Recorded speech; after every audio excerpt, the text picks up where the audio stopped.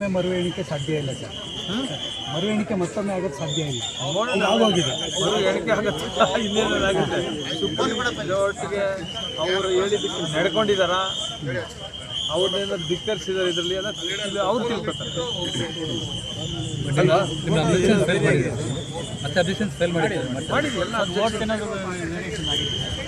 Votes variations ಎಲ್ಲ EVM ಅಲ್ಲಿ ಆಗಲಿಲ್ಲ. ಕೆಲವು ಒಂದೆರಡು ಇದು ಸ್ವಲ್ಪ ಇದಾರು ಒಟ್ಟು ಪೋಸ್ಟಲ್ ಬ್ಯಾಲೆಟ್ ಸ್ವಲ್ಪ ಆಮೇಲೆ ಆಗ್ತದೆ. ಹ್ಯೂಮನ್ ಮೆಷಿನ್ಸ್ಗೆ ನಾನು ಹೇಳ್ತಾ ಇದ್ದೀನಿ 17 ಇಯರ್ಸ್ ಏನಾಗುತ್ತೆ, ಒಂದೊಂದು ಊರಲ್ಲಿ ಒಂದೇ ಸೈಡು 600-700 ವೋಟ್ ಬಿದ್ದೋಗುತ್ತೆ.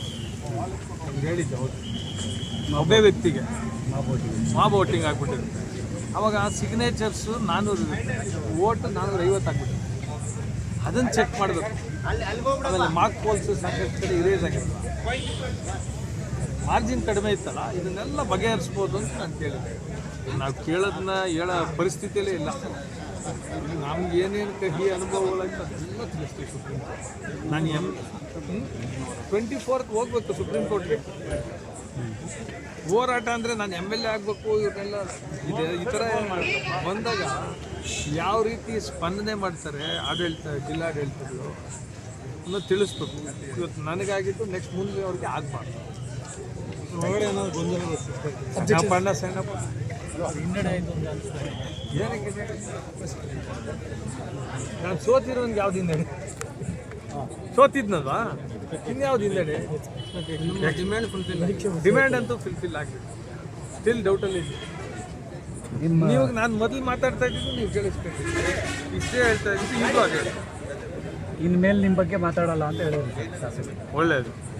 ನಾನು ಅವ್ರ ಬಗ್ಗೆ ಗೌರವದಿಂದ ಮಾತಾಡಿದ್ರೆ ಮಾತಾಡ್ಬೇಕು ಅಷ್ಟೇ ಅಲ್ವಾ. ನೋಡಿ, ಅಷ್ಟು ಗೌರವ ಕೊಟ್ಟಾಗ ಶಾಸಕರು ಗೆದ್ದಿದ್ದಾರೆ, ಅವರು ಕಂಗ್ರ್ಯಾಚುಲೇಷನ್ ಅಲ್ವಾ.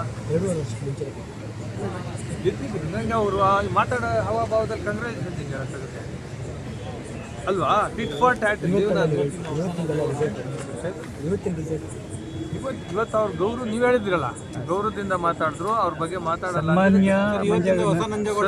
ಸನ್ಮಾನ್ಯ ಮಂಜುನಾಥ್ ಅವರಿಗೆ, ಸನ್ಮಾನ್ಯ ನಂಜೇಗೌಡ, ಸನ್ಮಾನ್ಯ ಶಾಸಕರೇ, ನಿಮ್ಮ ಬಗ್ಗೆನೂ ಗೌರವ ಇದೆ, ನಿಮ್ಮ ಬಗ್ಗೆನೂ ಕೆಟ್ಟದಾಗ ನಾವು ಮಾತಾಡಲ್ಲ. ನೀವು ಮಾತಾಡಿದ್ರೆ ಮಾತ್ರ ನಾನು ಮಾತಾಡ್ತೀನಿ.